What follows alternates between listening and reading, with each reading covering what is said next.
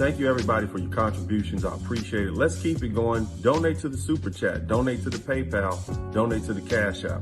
It's your contributions and your donations that'll cause for this platform to grow. Let our voice be the voice, the preeminent voice in Black America. Dramatization. After a car wreck, you may have to fight with a highly trained insurance company rep whose job is to knock your damaged claim down and out.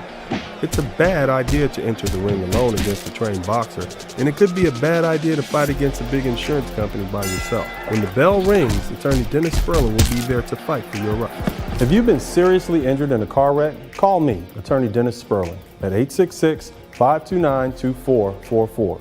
That's 866-529-2444.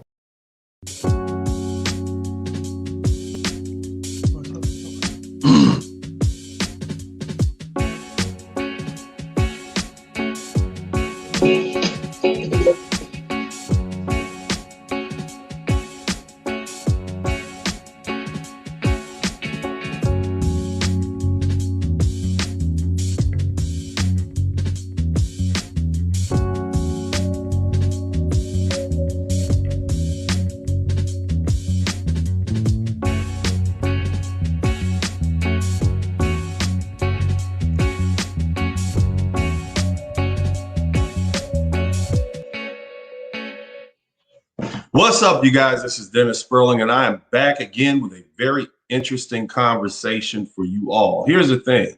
On this page, we do development, and part of development has to do with me going back in time with you, going back in history and undoing some of the damage that has been done by what? By misleading you, either through your religion, either through not just religion, but also the history of slavery. Oftentimes what happens is our ignorance is taken advantage of. We don't know enough about our own history. We didn't know, many of you had heard that our brothers and sisters are our African kings and royalty and those in charge had sold us into slavery, but many of you didn't actually know to the extent. What I'm doing here on this page at this time period is we're naming names. We're giving a better understanding of what's going on in our history so that people can no longer take advantage of us. All right, fellas. And so one of the things that they took advantage of us had to do with slavery. A few weeks ago, I explained to you guys in no uncertain terms that Black people, Black Americans own slaves. And in South Carolina, Charleston, South Carolina, to the tune of over 40% of the slave owners were Black people. And of that percentage, over 60% were Black women. So here's the thing. I'm of the opinion, and I have information to back that up, that for the most part, Black men did slavery by ourselves. Up until 1808, they were importing Black men as slaves to the tune of 80-20. In other words, 80% Black men, 20% Black women. It wasn't until after 1808, when slavery was outlawed for that last 50-year time period up into 1860, that they began to bring Black women over in equal numbers. Why? Because they needed them from breeding farms. They needed them. They needed to make sure they had enough children to keep this thing going, and so that's what they did. But in the meantime, I want to talk to you guys about a very interesting subject. It is called the quadroon, or the PLACADE. The PLACADE is that's the placage is what it's called. Now, what was this? Well, before we get started officially, if you want to comment, you're welcome to comment. But in order to comment, you're going to have to do what? You're going to have to join and become a member of Dennis Sperling Unfiltered. We've been going hard for 6 months. You guys are getting high quality stuff. I know that I'm changing lives. I know that I'm helping you guys learn. I'm giving you something interesting to do while you're working on your, while you're lifting weights, while you're at work, while you're on the road. All it requires is you to join the channel and you can make the comments that you want. Otherwise, what you're going to have to do is you're going to have to contribute, and then I'll read your comments as I normally do. But we got to make sure this thing You got a lot of people. We've getting a lot of folks. We got over 11,000 people here, but we want to make sure I can continue to make this thing grow. And so instead of me having to constantly run commercials and run my television, run my music videos to up the percentage, you guys who participate in this, just go ahead and join the channel. Or if you have something to say, contribute some money and I'll read your comments. But that's how we got to pay to play, fellas. This is what we're doing. In the meantime, the link to the chat room is if you have something to say, go ahead and contribute to the Super Chat, the Cash App, and the PayPal. I'll definitely give you a shout out so you can get your value on that. But in the meantime, let's go ahead and proceed forward. Here's the thing. Here's the thing. Slavery was an economic system. There were those who benefited and those who didn't. We have been taught that we've been taught that the Black American females were victims 100% across the board, no exceptions. However, we have learned that on many occasions there were active participants, not only holding slaves, but also owning slaves. Furthermore, many of these Black women have capitalized on their sexuality for financial gain. They voluntarily partnered with white male slave owners to produce offspring for them and were given and inherited their property, i.e. the slave owner's property. That property also included Black American slaves or Black African slaves. These women were more than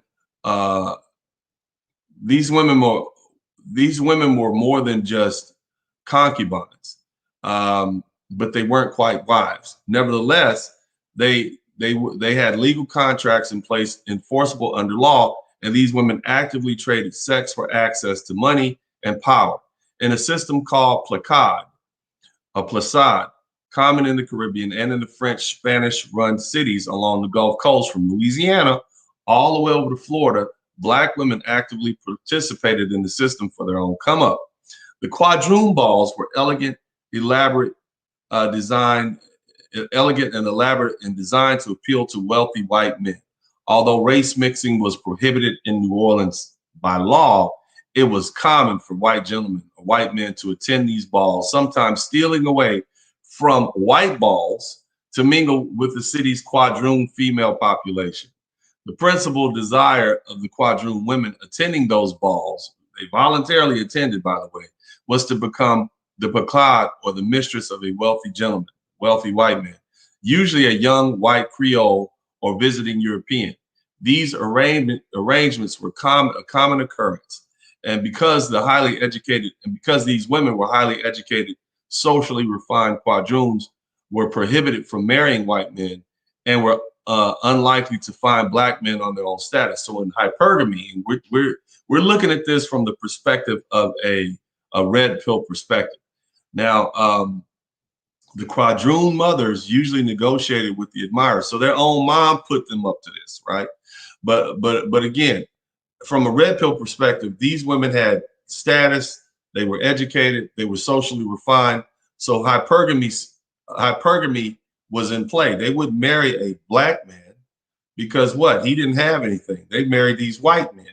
They wanted to marry up in status, so they could not find themselves marrying these Black men. They married white men. And as I said earlier, the quadroon's mother usually negotiated.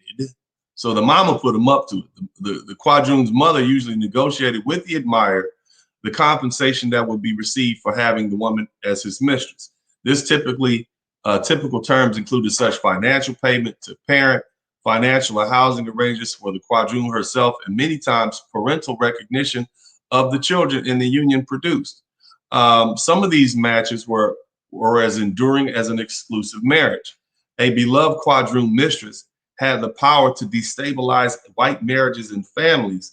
Sometimes she was much resented for it.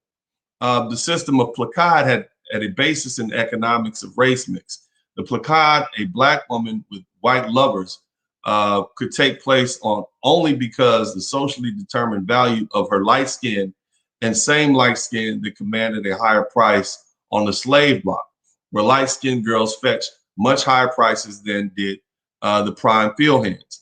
The quadroon balls, at best, amongst severely limited options for these near white women, a way for them to control sexuality of their body. So basically what that's saying is their black mothers, oftentimes brown or dark-skinned women, would basically have babies knowing that there's a financial system in place for them to come up, and they would use these little black children, these little half quadroon or light-skinned black children, and she would be a come up for the whole family.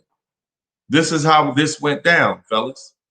And so when we look at the situation and we say stuff like, oh, you know, our lovely ladies were victims in slavery, in actuality, many of them were perpetuators. They perpetuated this. These men were coming over. They needed women. They needed side chicks, i.e. mistresses. And these women provided a service for them. All to what? All to keep the history of slavery going. So this is not something that we should overlook. We can't just get, this was a system set up. So what I want to do is I want to go over some basic terminology with you guys. If you guys appreciate what I'm doing, make sure you hit the like button. Make sure you contribute to the Super Chat, the Cash App, and the PayPal. We got 56 people in the chat room. We got 34 likes. Hit the like button. My mods, you guys can make sure you, my mods are in here. Appreciate you guys. Y'all make sure you keep everything at, you know, kosher. But here's the thing, a quadroon. In slave societies of America, a quadroon or a quarteroon was a person with 1/4 African and 3/4 European ancestry, or in Australia, 1/4 Aboriginal ancestry. So this is something that's been going on. Similar classifications were octoroon for 1/8 black, and hexadocaroon, 1/16 black. Governments of the time sometimes incorporated the terms in law defining the rights of restrictions. The use of such terminology is characteristic of a hypodescendant, which is the practice within a society of assigning children of mixed unions to the ethnic group, which the dominant group perceives as being subordinate. The racial designations refer specifically to the number of full-blooded African ancestors or equivalent, emphasizing the quantitative least, with the quadroon signifying that a person has 1/4 black ancestry. All right. So where did this come from? Let's kind of talk about it a little bit.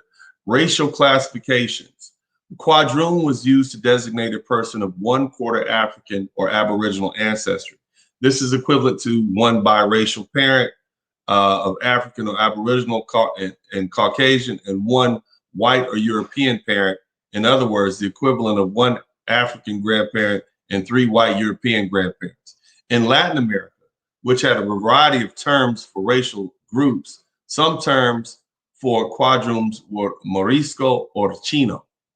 And you can look at that. You can look that up under the caste system, casta. The term mulatto was used to designate a person who was biracial with one fully black parent and one fully white parent, or a person whose parents are both mulatto. In some cases, it was used as a general term for instance on the U.S. classifications U.S. Census classifications to refer to a persons of mixed race without regard for proportion of ancestry. Okay, so a mulatto could go from being an octoroon, damn near light bright, damn near white, or somebody who just looked like they wasn't completely all African. So that's how that ran. The term octoroon referred to a person with 1/8 African Aboriginal. This is someone with a family heritage equivalent to a biracial parent, or in other words, 1 African grandparent and 7 European grandparents. An example was Russian poet Alexander Pushkin. He's a famous Russian poet. You know, everybody in Russia, they know about the guy. And so, you know, this is not something that's uncommon.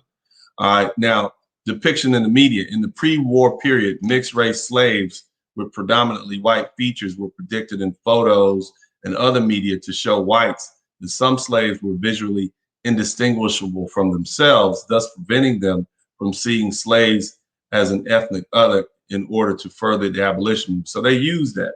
Now, here's the thing I want to talk to you guys about. This is the actual legal system. See, this was institutionalized. It wasn't just a one-off. This is part of the legal system. It's something that was recognized under the law. And so The placade or the placage was a recognized extra legal system in the French, Spanish slave colonies of North America and the Caribbean. Okay, so the thing you guys got to understand is this whole United States of America with all these states, this is not something that we've had the entire time. We just haven't had it. All right. We've had territories, we've had soon-to-be territories, we've had stuff that we don't have any control over right now, and we've had states and we've had colonies. The Spanish and the French pretty much dominated everything from Florida all the way back over to Texas, all the way up to California. Okay, so in that time period, when we talking about this is why the French and the Spanish, these colonies are relevant. By which, okay, so let's read that. Including the Caribbean, by which ethnic European men entered into civil unions with so what is this? The placade was a recognized extra legal system in French and Spanish slave colonies of North America, including the Caribbean, by which ethnic European men entered into civil unions with non-Europeans or of African, Native American, and mixed race descent. The term comes, now how do you guys think that happened? All right, make sure you get the likes up, contribute to the super chat, the Cash App, and the PayPal, fellas. You want me to keep this going? Make sure you contribute to the super chat, the Cash App, and the PayPal. Show your appreciation from what we're doing by going ahead and contributing, and we'll keep that going. But in the meantime, what does that tell you? These women are like, you want me to have these babies for you, but you don't want to take care of them. Oh no, that lets me know right then and there was a power dynamic that existed between the women and these European slave owners. They didn't always get you can't get cooperation all the time just by force and threat and fear. At some point, these women said, well, look, I know you want me to have these kids for you, but you've been taking it a long time, but you're not gonna get my cooperation like you wanted to. You want me to come along happily, or you want to fight me about it? And see, this is when your red pill knowledge comes in. See, a lot of you guys, man, when you it's hard to even have a blue pill history teacher anymore because they're not willing to explain to you exactly what happened. And so what I'm seeing this is these women, through the force of their will and their own ability, manage to get these slave owners they negotiated rights for themselves and their children.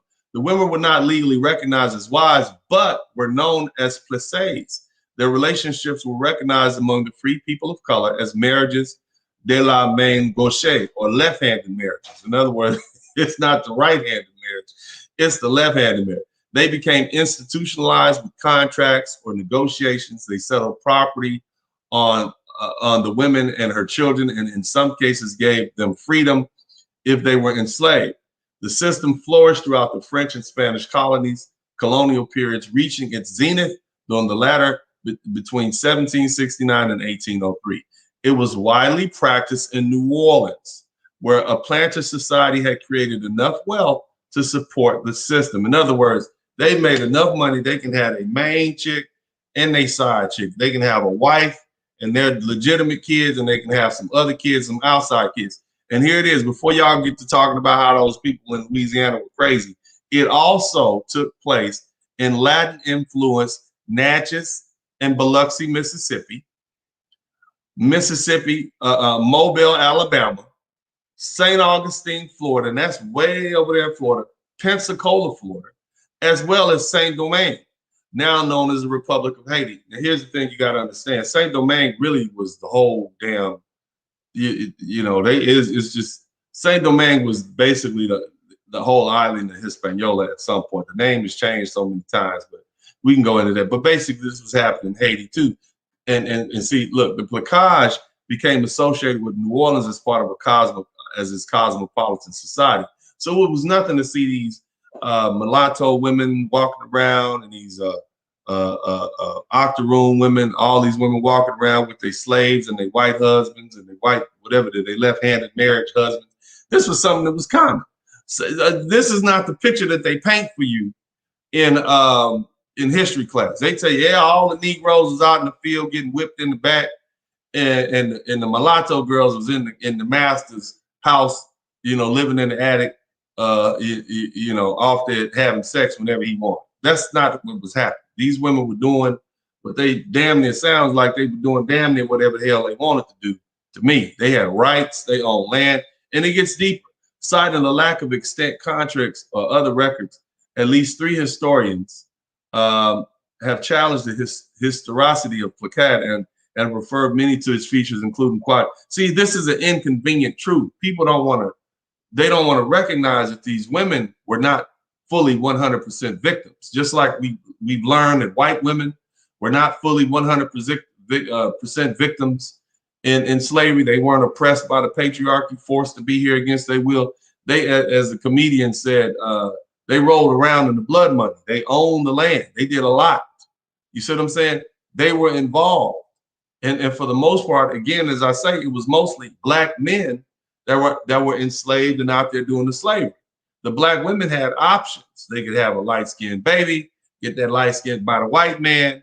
They could, you know what I'm saying? Think about it. I can have this light-skinned baby by this white man, and we can all come up, or I can have another one of these little dark-skinned babies over here, and he'll be out in the field. These women made choices. Don't you think they didn't have choices? The PLACADE system developed from the predominance of men among early colonial populations. What does that mean? The PLACADE system developed, that means white men among early populations who took women as consorts from the Native Americans, free women of color, and some enslaved Africans. So you have free white women, you had free black women walking around back then. In this period, there was a shortage of European women as the colonies were dominated in the early day by male explorers and colonists. Them women wasn't coming over here from France and England to come over here to the territories like that. So what did they get? They got Native American, free women of color, and enslaved women. The fact that they had enough free women of color out there should say a lot. So keep that in mind. Now, given the harsh conditions of the colonies, again, and I just went over this, given the harsh conditions of the colonies, persuading women, European women, to follow the man was not easy. France sent women convicted along with their debtor husbands in 1719, deported 209 women felons who were a character, who were of character to be sent to French settlement in Louisiana. So in other words, if your husband he owed some money, you went with him. And then they also sent a bunch of crooks and criminals over here, mostly probably prostitutes and women of the night. So they put in jail. So they sent them on over to the New World, to France. So, basically New Orleans had a bunch of hookers and debtors in there. You wonder why it has, Louisiana has that I guess, vibe that it has, that character that it has. The PLACADE system for being corrupt. The PLACADE system first developed in Saint-Domingue, France, in Saint-Domingue, which is Haiti. France sent women from the poorhouses to the West Indies, but they had the reputation of being former prostitutes from La Sepere in 1713. So basically, they sent these women who got caught up working in the whorehouse down to Haiti, and those are the women that they sent to occupy the new land. And again in 1743. The authorities in Saint-Domingue complained that Paris sent the settlers unsuitable former prostitutes as wives. So look at that. So these guys said, y'all sent a bunch of hookers down here for us to marry. This is what y'all want us to do. So the dudes who were down there, these are explorers, but now you sent us these loose hookers down here. I'm out here in the tobacco fields, okay? And she done ran off and sold some vagina. Okay, and she just running the streets. I'm working hard and she running the street. This is what these men had to deal with. This is what the French men were complaining about. The custom of sending brides from France was therefore discontinued. They called them brides. These wasn't no damn brides. These are some hookers. They sent them European hookers down there, and women do what they do, right? I'm sure they was out there cutting up, acting a fool, probably having sex with the black slaves, doing whatever the hell they wanted to do, not listening to nobody. The custom of sending brides from France was therefore discontinued in the French West Indies in the mid-18th century, which benefited the development of the PLACADE system there. So they stopped sending the hookers, but these men were gonna have, they needed to have women. They needed women. You send them over there a year, 2 years. They needed women, so they start taking up these black women and native women and whatnot, and knocking them up and getting them pregnant. So they had to legalize it too. A new colonial policy was adopted in which male colonists from France merely came to the colonies to make their fortune and return to France after a few years, during which they did not marry but lived with free women of color. France also relocated young women orphans known as the king's daughters. Ain't that slick? So you ain't got no mama, no daddy. Well, hop on this boat. We're gonna send you down here to the West Indies. We're gonna put that thing to use, boo. We're gonna put that out there to use. And they went. They went down there, right? They went down. You're gonna be a rich landowner's wife, and it's gonna work out for you. And returned to France after a few years, during which they did not marry but lived with free women of color. France also relocated young women of orphans. So he sent the orphans. I read this part already. To marriage to both Canada and Louisiana. France recruited willing farm and city dwelling women known as casket girls, okay? Because they brought all their possessions to the colonies in small. So these women happily got the hell out of France and went down there. Europe was pretty damn dirty at that point. So they had a chance to go down to the islands and whatnot, and they did what the hell they wanted to. Historian Martin maintains that there's little documentation that casket girls considered among the ancestors of white French Creoles were brought to Louisiana. The Ursuline Order of Nuns chaperoned the casket girls until they were married. Martin writes that some Creole families who today identify as white had ancestors during the colonial period who were African and multiracial and whose descendants married white over generations. All right. Through warfare and raids, Native American women were often captured to be traded, sold, or taken as wives. At first, the colony generally imported African men to use as slave labor because of the heavy work of clearing developing plantations. See, they slid that in there. It was you, brothers. At first, the colony generally imported African men to use as slave labor because of the heavy work. So basically, they was just bringing brothers over there. They ain't had nobody else. They needed women. Over time, it also imported African women as slaves.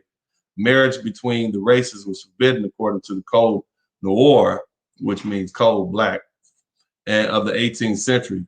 But interracial sex continued. They were still busting. Okay, make sure you guys, the upper class European men during this period often did not marry until their late 20s or early 30s. Premarital sex with an intended white bride, especially if she was high rank, was not permitted. All right. So we can go into some more of this stuff and we can dig a little deeper into this. But for the most part, it was a lot of sex going on. These men came over there. They didn't have any women. And so what happened? What ended up happening was they end up trying to figure out, well, what we're going to do. And so they came up with this system of PLACADE. This is an image of what they call octoroon ball or PLACADE, okay? Basically, you got all these men around here, black men over here checking out these octoroons and these white men up here trying to figure out which one of them they're going to get. This is what they were doing. You see what I'm saying? Now, I want you to check this video out. We're going to check this video out. I want you to read a little bit about this brother that went on this. He went to this planet. Let's check this out. Let me see if I can get it to play for you. If you appreciate what I'm doing, make sure you contribute to the Super Chat, the Cash App, and the PayPal. It lets me know you guys appreciate what I'm doing. Go ahead and join. If you want to join and you want to comment, make sure you go ahead and join the membership, become a member, comment.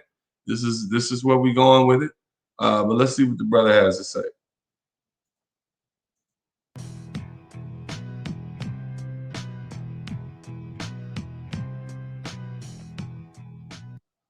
Drones, as we call them. They are products of the Creole man and his darker woman. I thought such marriages were against the law. Oh, you're correct. But let me be blunt with you. A quadroon woman, she has but one goal in life, and that is to be the mistress of her Creole. You heard that?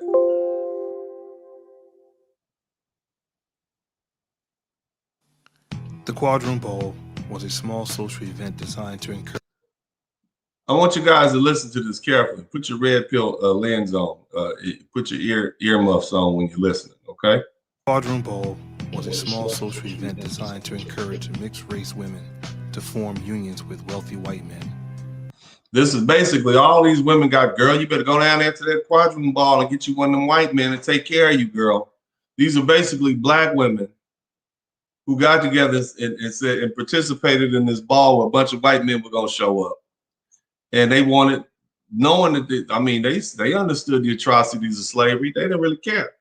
Make sure you guys get the likes up, hit the like button. Through a system of concubines known as PLACADE. It took place in New Orleans, Louisiana. This particular event can be traced back. The French would carry the tradition of prostitution for women of color. The mulatto courtesans, or women of color, would meet their clients in the do you hear what I'm saying, fellas? I want you guys to understand something. These women participated in the 304. All right, they went to the balls. It had been going on since Saint Domingue.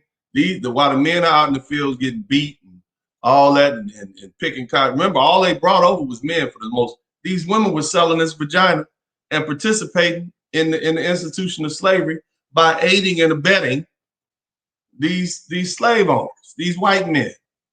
This is what they were doing. And their mamas was involved in it. Yeah, girl, you light skinned. Go down to that ball. You 14 years old. You a woman now. This is what you guys have to understand. So when you get these notions of race loyalty, and when our lovely ladies start telling us stuff about how, we've been there for you the whole time. No, it's a lie. History does not bear that fact out. All right, my man INIR2 said, this should be a black pill lesson for black men. Black women were also having interracial relationships with white men during the slave trade. Also, mixed people were also used as a buffer class due to their lineage and admixture. Brother, what I'm telling you is not only were they used as a buffer class, they were used as a conduit. It was a way in which the black families were able to siphon off wealth from those rich white men. They would put their daughters up there to be these concubines, to be these mistresses of these white men. You see, they negotiate. There's contracts that said you're obligated to take care of my daughter and me and provide provision and give her a certain amount of money. They used it as a conduit. These mothers, she knew what she was doing. She wanted to have children by these rich white men because she knew that child would then be able to be a financial opportunity. It's no different than when women have children so they can get on welfare. Family, this is what I'm trying to explain to y'all, man. This is what I'm trying to explain to you. If you mods have something to say, y'all can comment too, man. Make sure you mods, make sure y'all comment too, man. If you have questions that you think I missed. But this is what I'm trying to tell you. So throw all those notions of racial loyalty, and my sister's been in the field picking cotton with me. They wasn't, brother. And anybody who got something to say, remember, it started with the dark-skinned black grandma who had sex with the white man, right? It started there. So she knew what she was doing. You see what I mean? She knew what she was doing, and then she pimped her daughters out. They had a whole system set up for this. This is what I want y'all to understand. Read it put your red pill lens on and read it like it should be read. Make sure y'all get the likes up, contribute to the super chat, the Cash App, and the PayPal. Color would meet their clients in the ball, set up as a mistress, and often profit from the union if the client dies or leave the country. Unfortunately, the women of color were entertainment for wealthy white men and was never to be married. The women were sophisticated and highly educated, but these circumstances made it difficult to find a Negro man of their status. These circumstances made it difficult for them to find a Negro man, or they could have found a Negro man if they wanted to. But hypergamy dictates that they date up and marry up and breed up and not down. And so they purposely ignored those black men and went after. It was no racial loyalty. They was in it for the money, fam. That's what I'm trying to. That's the whole point of this message. And this is what the opportunity presented to themselves. And this is the opportunity that these lovely ladies, who women by nature are survivors, this is what they do. So again, all those notions of race loyalty and we went through slavery together, it's just not true. The facts don't bear out. Okay, they had opportunities that you didn't have. They still have opportunities you don't have. Make sure you get the likes up. Contribute to the super chat, Cash App, and PayPal.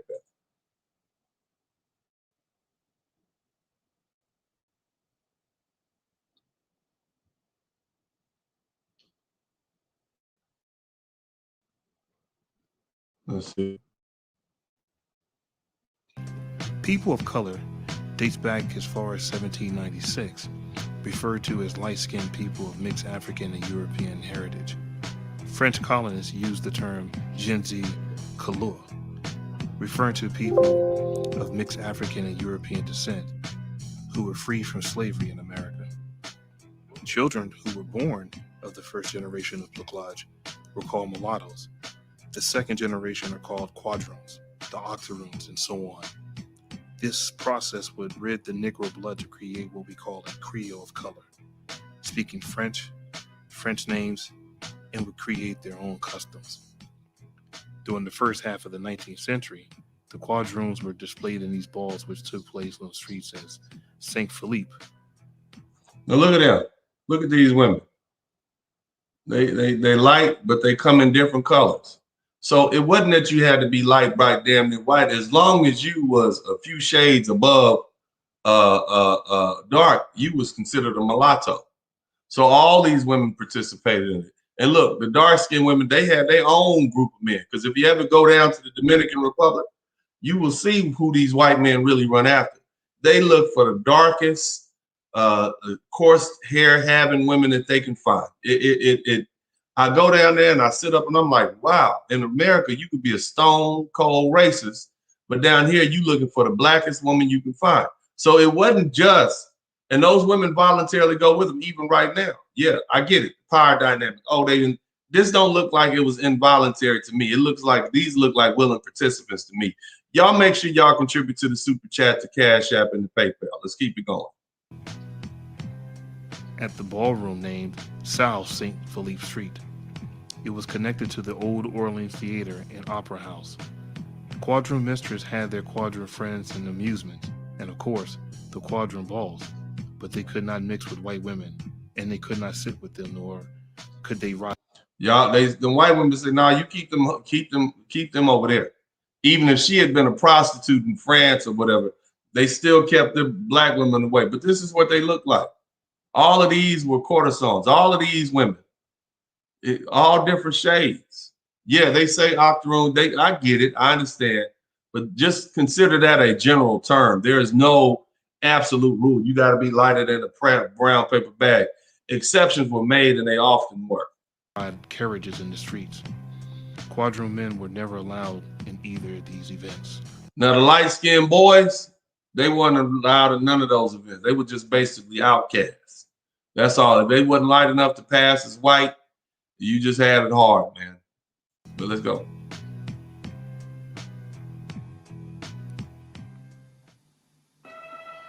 And my daughter, Carl. Fair use. Now, this is a movie. This is a movie. This black woman that done had this baby by a white man, and she's trying to get him off, get this daughter off to this white quarter who's a rich man, and she's gonna negotiate some money for it. You see what I'm saying? This is what she's gonna do. Shout out to my man Will. Thank you. He said a little something in the pot. Y'all contribute to the super chat, the Cash App, and the PayPal. The mother would negotiate with an admirer and later be compensated, including financial payment. The mother would negotiate with the admirer and later be compensated with financial payment. That's what these lovely black mothers were doing back then with their little light-skinned daughters. Damn near the same thing they do now. Capitalize on what you got, girl. It's to get the bag, girl. Get out there and get you a man with some money. Nothing has changed, fellas. That's the truth. Nothing has changed, fellas.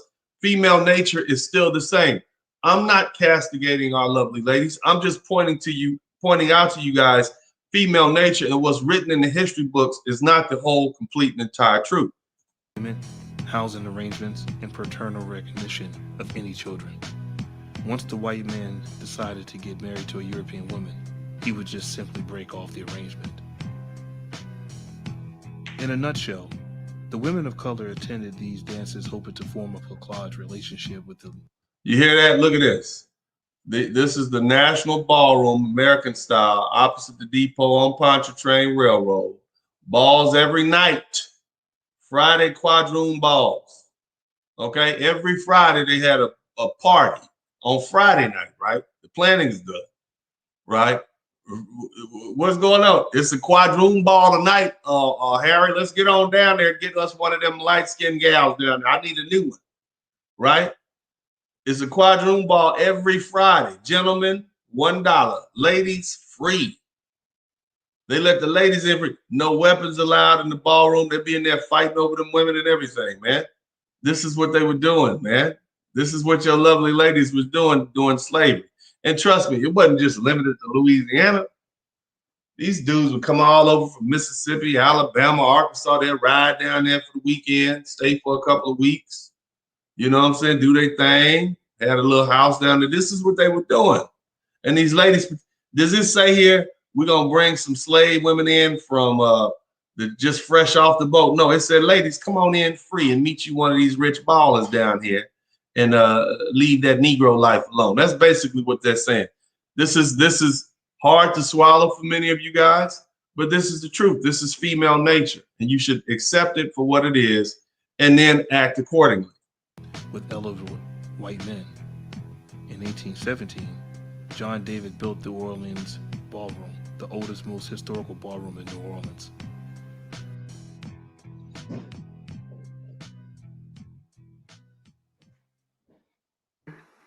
Both the Fair whites use. and the Negroes call us mules.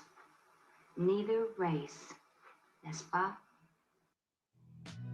The term mulatto is a term that's derived from mule, which means a mixture of a horse and a donkey. All right, so you're neither one. You're something else. You're a mule. That's where that term mulatto comes from. In the Crisis magazine, created by W.E.B. Du Bois, the quadroon is mentioned, and even a song was written about the event. W.E.B. Du Bois wrote about this, and they even and talked about this situation. Let's read it from issue 5, March 1911. Here's a poem by Rosalie Jonas entitled Ballet de Belles Mirages. Its the subject matter is the octoroon balls of the 19th century, New Orleans, where white men would meet mixed race women. Octoroons were defined as 1/8 black, quadroons as 1/4, and from which black men were excluded, or almost. As often in history of American music and dance, black people were both excluded from fully participating as equals, while simultaneously being central to it as musicians and performers. In this instance, it is the fiddler who is the one man of color admitted, the one black man admitted, but with the instruction, play on, fiddler, fiddler man, keep your eyes on your bow. In other words, don't look at these women, don't look. So you excluded, but they want you, just like the Cotton Club I was talking about the other day here. You excluded from, but they want you for your entertainment. And that's what they did, man. This was institutionalized.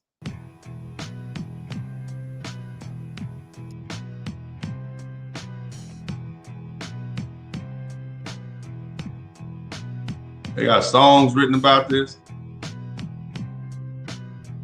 Make sure you get the likes up, y'all. Hit the like button if you appreciate what I'm doing. I don't want to run any commercials.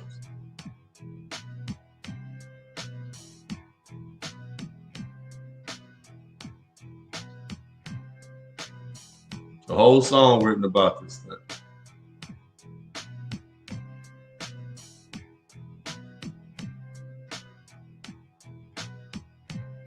As you can see, historically, the quadroon ball was established by wealthy white men who lusted for the black flesh, but with European features, until eventually he would marry a European woman for permanent family values and children they would claim of their own. Yeah. So they had sex with these women. They had pregnant. They took care of the kids. They did all that different stuff.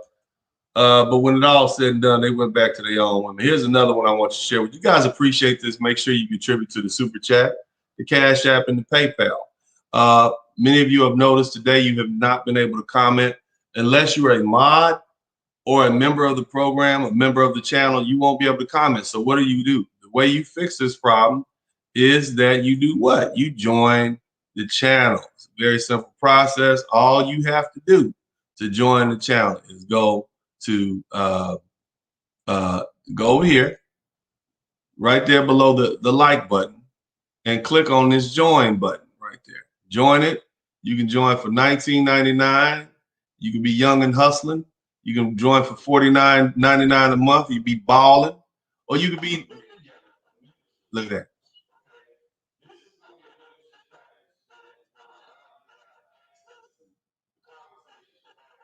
Mhm. Right. Or you can do Rich Roll and $99.99 a month. All right. That's going to give you some exclusive stuff, access to me. We're going to have lots of conversations. But in the meantime, you know, if you appreciate what I'm doing here, you got to contribute. You got to get the likes up, but you also have to contribute your dollars. That's how I make this thing grow. That's why I'm able to do research. Some of the stuff I'm doing, man, you guys didn't get in history class. But what it does is it helps you set your compass. It helps you figure out, hold on a minute, I've been lied to. You know what? I'm no longer beholden to this society that has basically treated me bad as a black man since the first black man got over here. I am in effect giving you guys the freedom papers that you need. See, it's not so much you black men don't recognize that something is wrong. It really is the fact that you are still bound by some of the psychological holds that have been placed on you. I've talked to you guys about that simp chip that you have, that black queen matriarchal simp chip that's been implanted in your brains and is reinforced by places like the modern day television, the club, pretty much anything you watch when you go to the family outings and whatnot.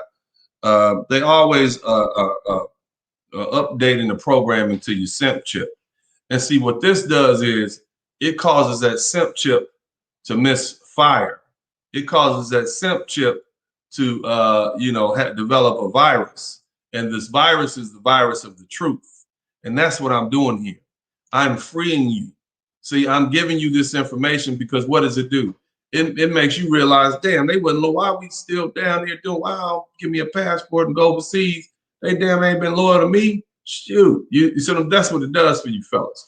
And so make sure you keep that in mind. But in the meantime, let's continue to contribute to the Super Chat, the Cash App, and the PayPal. And we're going to continue watching this because there's some more information in here I want to share with you guys. I want to dissect some more of this because I think it's important for your edification. Check it out. National term referring to a person with one white and one mulatto parent. Some courts would have considered one-fourth black as well. The quadrumbles were social events designed to encourage mixed-race women to form liaisons with wealthy white men through a system of concubinage known as PLACADE or the PLACADE. So the origins of the quadrumbles can be traced back to the Dutis Défilé de Couleurs in Cape Francis in the French colony of Saint-Domingue. So the French colony where the male population actually outnumbered the women, and white women were few, and there were few alternatives to prostitution for free women of color. They were known in the Caribbean for their mulatto constants, and they were called mulatto constants, whose trademark was actually elegant, say, haughty demeanor and the demand to be courted or courted. So as there was no brothels in the colony where sex workers could work independently, these balls were put in place where the most exclusive constants met with their client. Having met, they were set up as the official housekeeper. So basically, you basically said, look, we don't really have brothels here in the Caribbean, but what we're gonna do is we're gonna set these balls up where all the 304s can come, and they know, and guess who's lined up to do them? Those women. Those lovely ladies of ours from antiquity, from history, they lined themselves up to go be the 304s of these men because it was a better option for them, brothers. If they could lay on their back and while you out there busting your butt, getting whooped on and beat up, picking sugar cane and chopping cane, and the only out that you had was running to the fields and running up in the mountain, they had a better option than you had, man. These lovely ladies didn't do slavery the same way we did slavery. So stop allowing them to trick you into thinking that we were all equal in that time. We just weren't. History says we weren't. And if they don't like it, then they need to be angry with the documentation and the history and the laws that were set up that says that they weren't, period. With the ménagère, or actually openly kept as the mistress if you were actually big pimping. And when their male client died or actually left to settle in France for their retirement, they were normally left with money, property, or even slaves for their future support. You hear that? These women were left with money, property, and African slaves. These same black women, they were left with money, property, and African slaves. Don't you think they realized that was a better deal than being a slave themselves? Don't you think they had a reason for voluntarily wanting to be with these white men? They did, fellas. That's what I'm trying to get you guys to understand. And as soon as that registers, you'll realize that you need to save yourself, black men. As soon as that really hits home for you, you will realize, damn, why am I still here? Why am I being loyal to this particular group of women who are never loyal to me? Why am I loyal to that? And you'll start realizing that you hopefully you're having some epiphanies by now. Let's keep looking. A common background for the free colored business women, among whom the most famous were Nathalie Prince-May, who died in 1784, Annie Laporte, who died in 1783, Simone Boucard, and Julie Dahay. So many refugees from Saint-Domingue came to New Orleans and settled between the outbreak of the Haitian Revolution of 1791 until the Dominican refugee colony in Cuba. So basically what happened, the Haitians ran all them up out, all them hookers and octoroons, and y'all get up out of here. Y'all been helping these folks. We gonna kill y'all too. So they ran them all up out of there. You understand what I'm saying? And where did they go? They ended up in France for the most part. They ended up in New Orleans and the other French-controlled territories. This is what happened. Let's keep listening. Was ousted in 1809. Both white, black, and free people of color were so used to the placage system in Saint-Domingue, and they would go on to introduce a more formalized form of placage, as well as the famous quadrante balls of New Orleans. New Orleans. I just like New Orleans. So Monique Galori writes about the quadrante balls that took place in New Orleans, the city most strongly associated with the events, but not the last city, of course. She approaches the balls in the context of the history of the building of the structure of which is now the Bourbon Orleans Hotel. The structure is still there. Inside the Orleans Ballroom, a legendary, if not entirely factional location for the earliest quadrante balls in the state or county or city or parish, whatever, New Orleans, whatever you call New Orleans, but city, capital city, yeah. So in New Orleans in 1805, Albert Tesseret, a refugee from Saint-Domingue, began renting a dance hall where he threw twice a week dances for free quadrante women and white men only.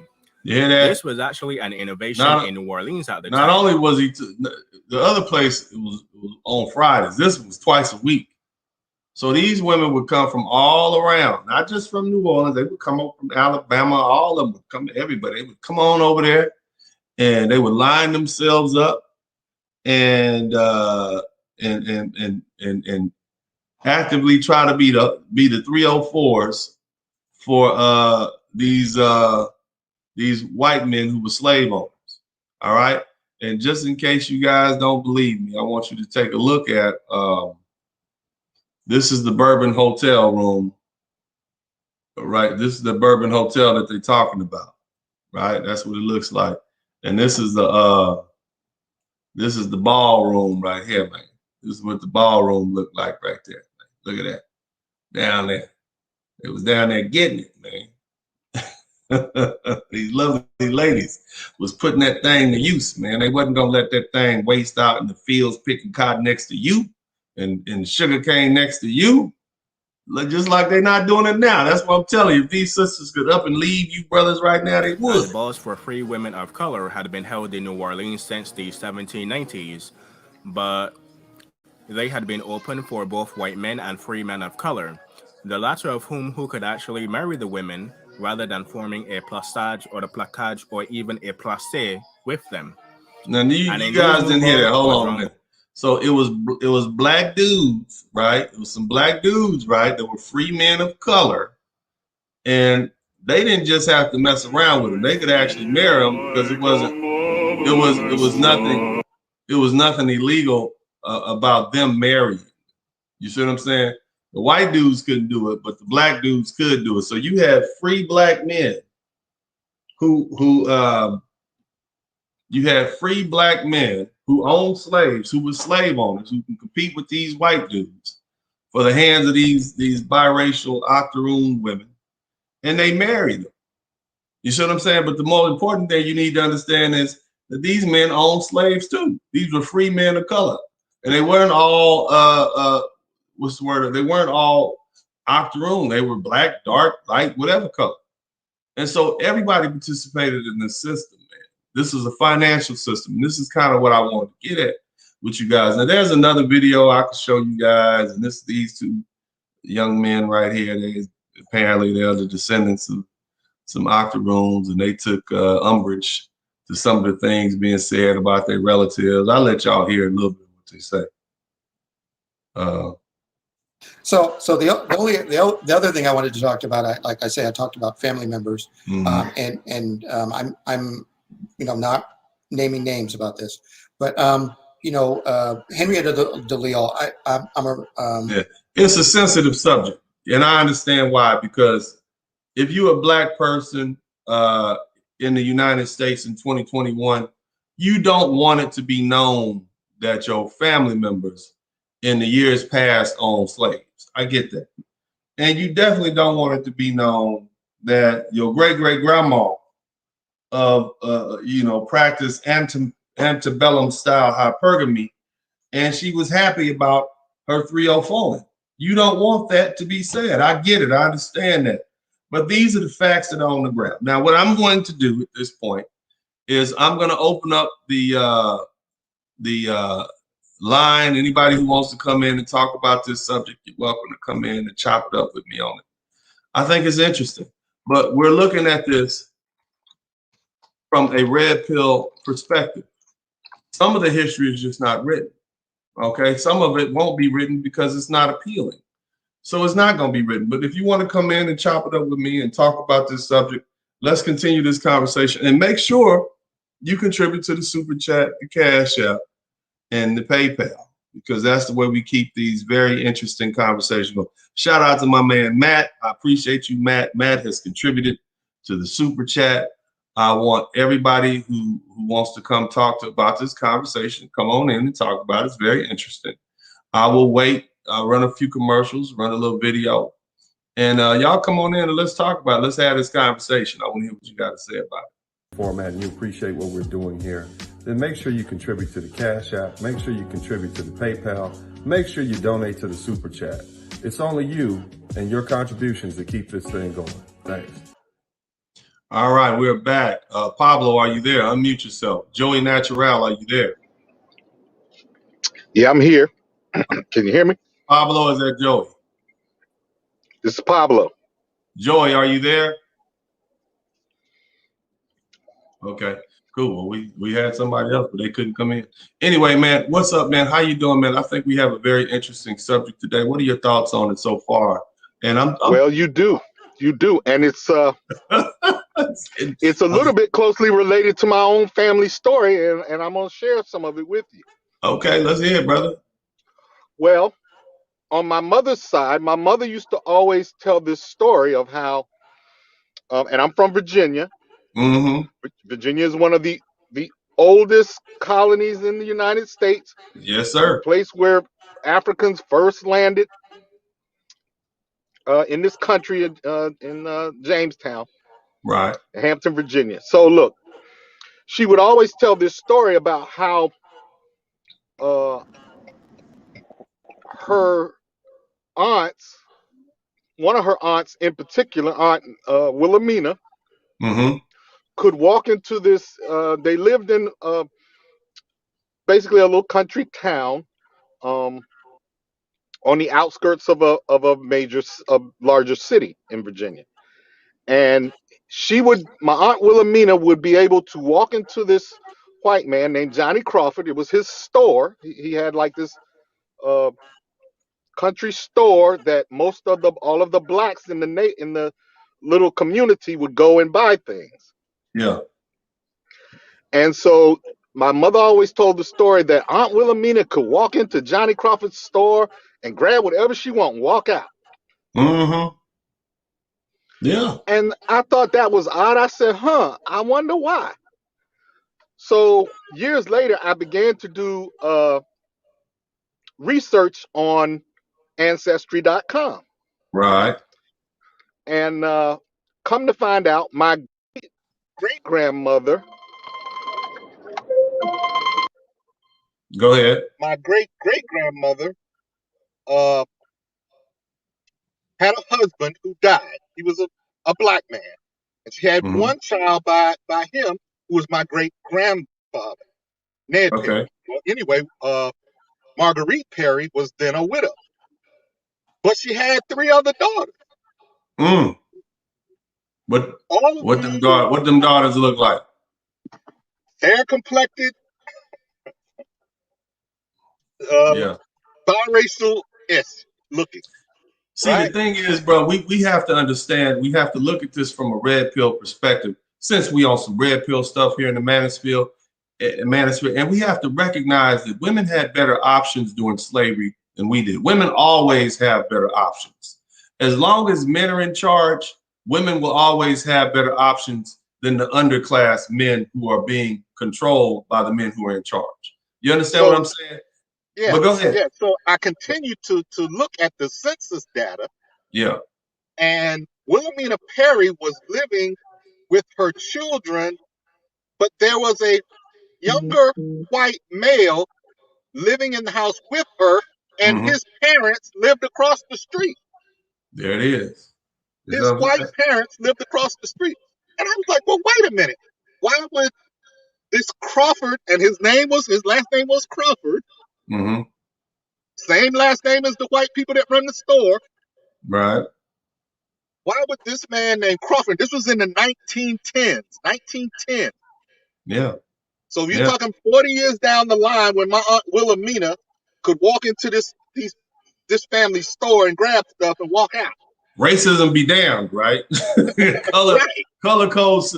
That's what I'm telling you. The color restrictions applied to you black men. It was in charge it was there to keep your penises under control. It was there to keep you away from them white women. See, a lot of what we don't want to face, and let me say this, what we don't want to accept is that a lot of our women participated actively in our own oppression for their own personal benefit. Just like you got women like Oprah Winfrey and these other folks that get on TV and say these horrible things about black men because it drives up ratings and it feeds the system that keeps us oppressed. They did the same thing back then. Shout out to Timothy Blewett. Thank you for the history lessons, he said.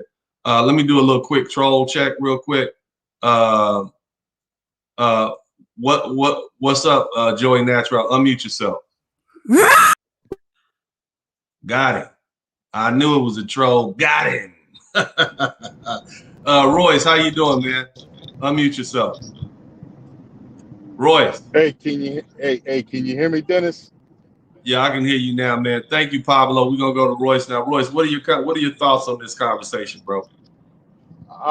It's nothing new to me. But it's new to so many people, though, bro. Like, people don't realize, like, when these lovely ladies say stuff like, "Oh, we've been down with you. We went through slavery. We were victims, and we were oppressed, and we were they inventing stuff now. Not only were we slaves, we were sexually oppressed too, and we were sexually assaulted.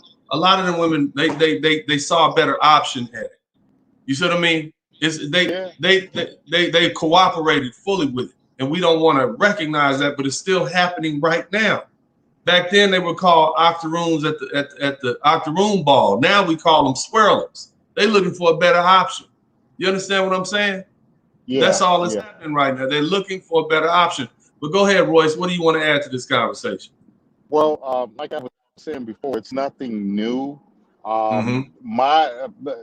As we spoke before, my family history on one side is from the Caribbean, and I am actually the descendants of people that were involved in those kind of relationships on that side, and even on my ADOS side, which that's a whole nother conversation.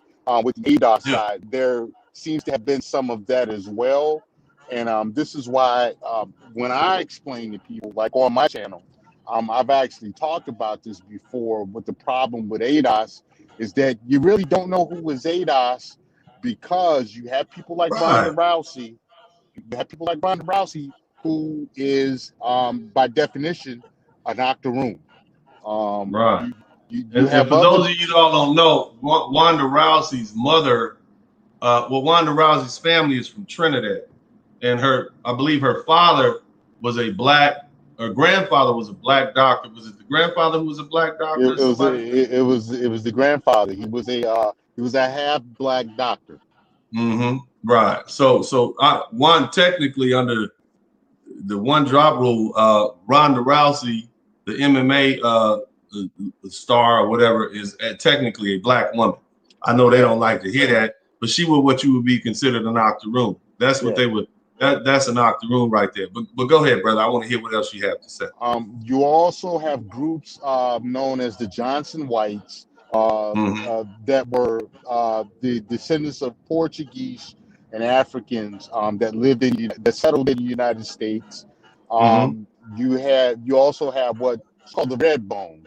Now, a lot of people we use red bone as a slang term nowadays, but it actually has a historical context. And these are people that were the descendants of Scotch-Irish and Africans who settled in places like Ohio, who settled in places like Massachusetts and several other places. And therefore, there were relationships in these people where you had white men and black women acting as married couples.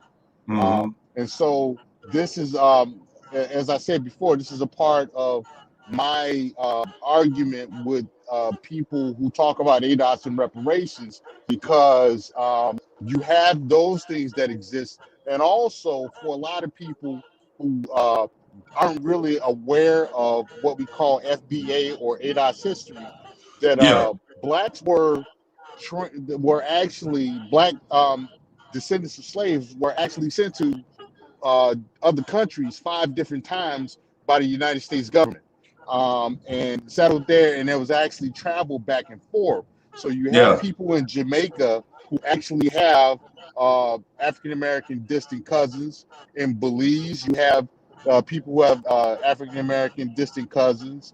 You have people in Liberia who have them.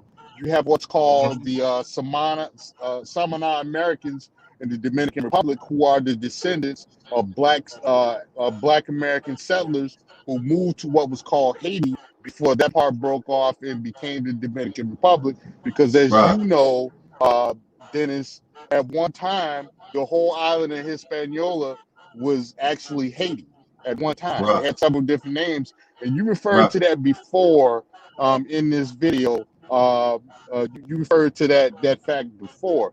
So right. So that whole thing with ADOS and the whole thing with PLACADE and different things like that. PLACADE, which was it was a thing in Louisiana, Ohio, Alabama, Mississippi,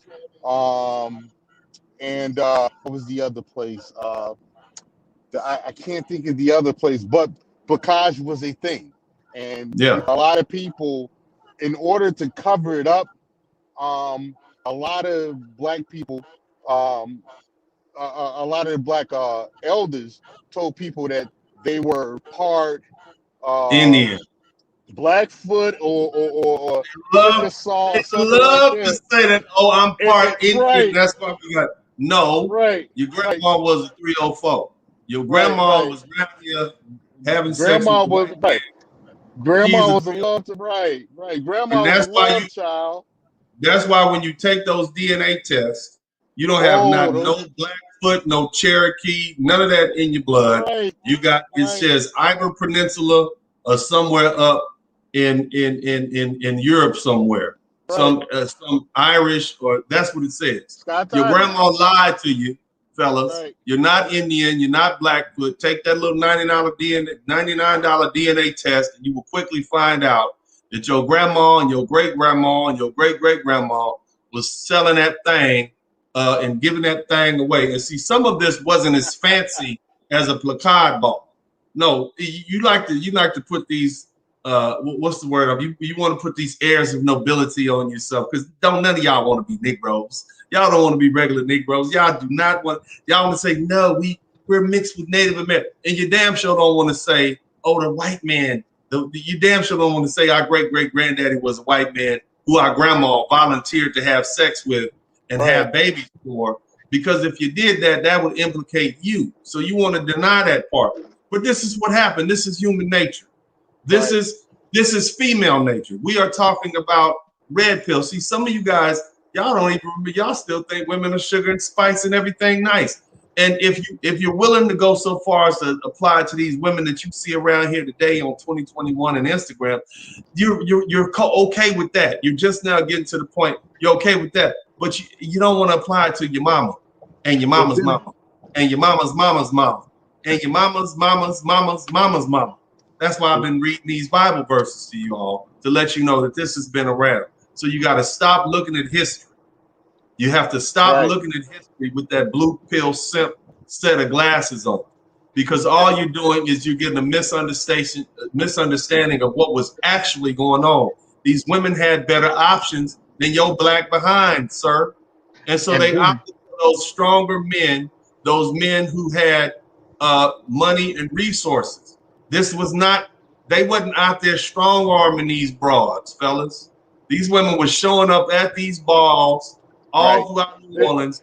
They were showing up and they were volunteering their services, their sexual organs, their eggs and all that for this. This is what I want you guys to understand. This is the whole point of this. Hopefully I'm painting a picture for you men to understand, because a lot of you black men, you're loyal to an idea that never actually existed. The idea being that your sister was arm in arm with you.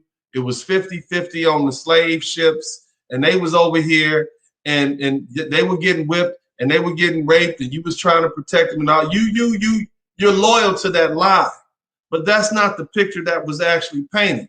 The truth is, 80 and more likely 90 to 95% of the men of the slaves being shipped over here were black boys and black men stolen from the west coast of Africa after being sold and kidnapped by their own people and their own countrymen for profit, so that they can make money, and then shipped to West Indies, shipped to South America, shipped to Central America, shipped to the Caribbean, beaten, disrespected, raped some of them, and then every now and then they'll have some women, but it wasn't until after 1806.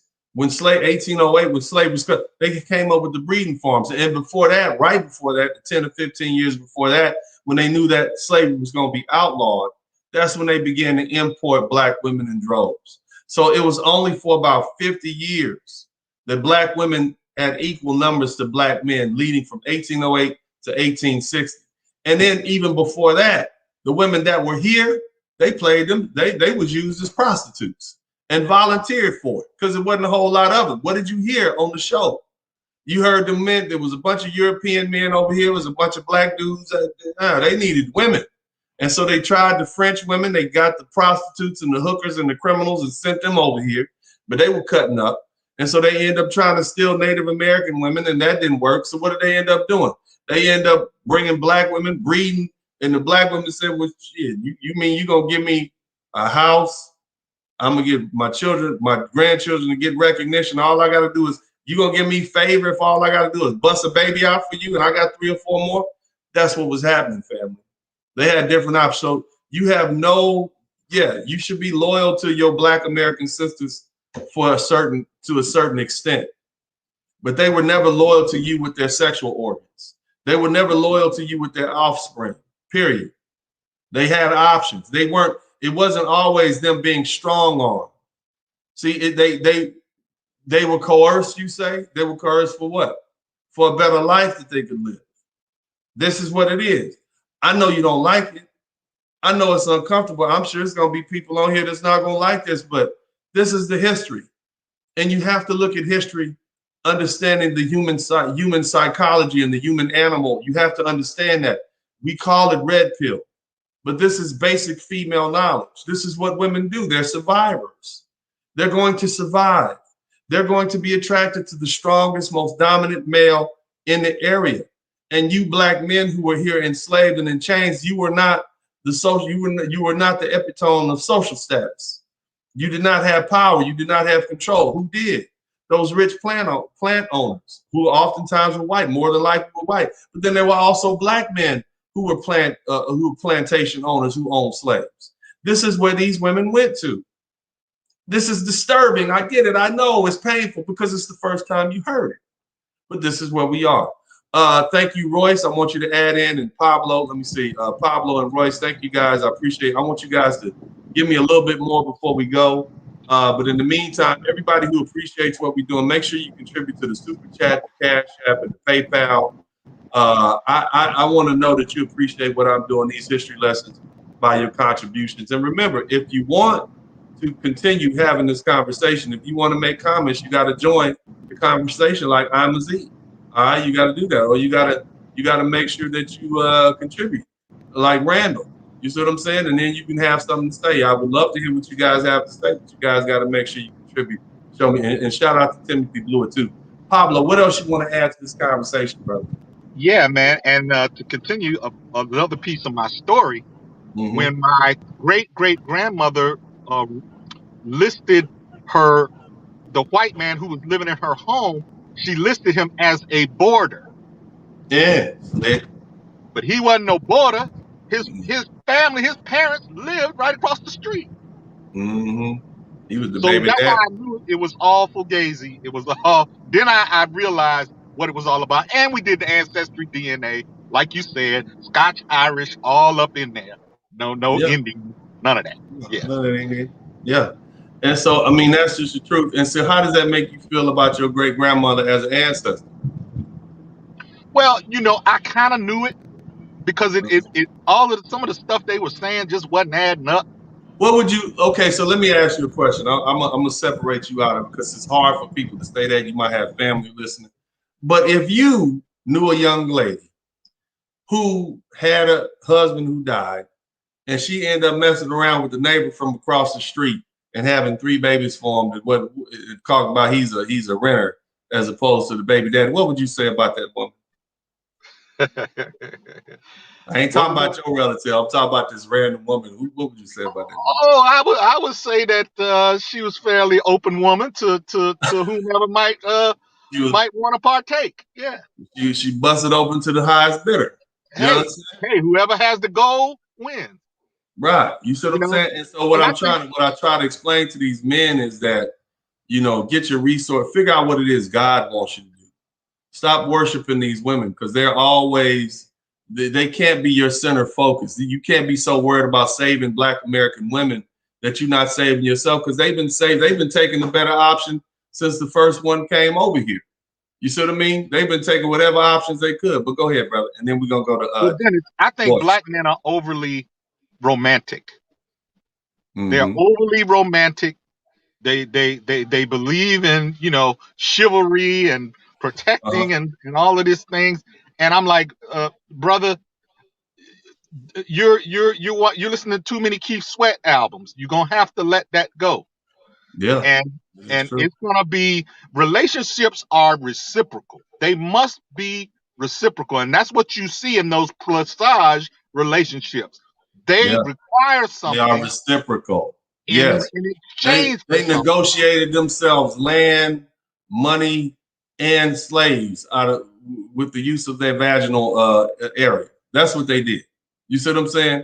They used it was reciprocal. It wasn't just this strong arm relationship. You understand what I'm saying, bro? But go ahead, and then we're gonna let Royce get in. Go ahead. Yeah, but that was it. That was all I had. All right, I appreciate it, Pablo. Thank you so much. Royce, man, what do you want to add to this conversation? Y'all make sure y'all get the likes up. We got 144 people in the chat room. We got 125 likes.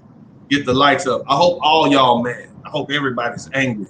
I hope you looking at your great-great-grandma pictures in her little notes in the family Bible, mad her grandma was 304. I can't believe that.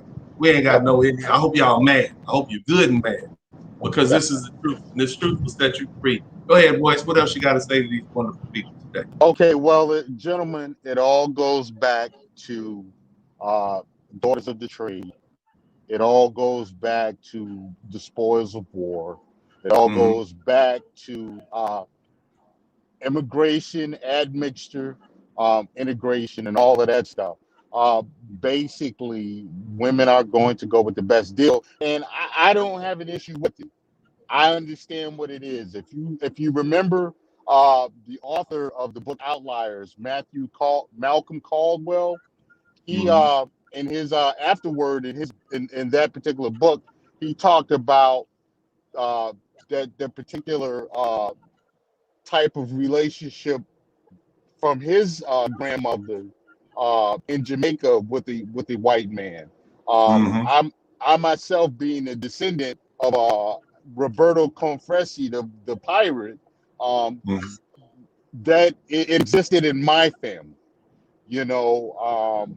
So to me, I don't look at it as I don't get upset about it or anything. I understand it is what it is, you know. But see, as to when we hear these lovely ladies talk about how we don't need to date out, they've been with us since slavery, and that they were doubly oppressed, and all that sort of stuff. How did now, looking at that with knowing these historical facts that we've examined with a red pill microscope, that it seems to me that those words don't really have as much effect, because they seem hollow and empty and ill-informed to me, because it doesn't seem like it's the truth anymore. You understand what I'm saying?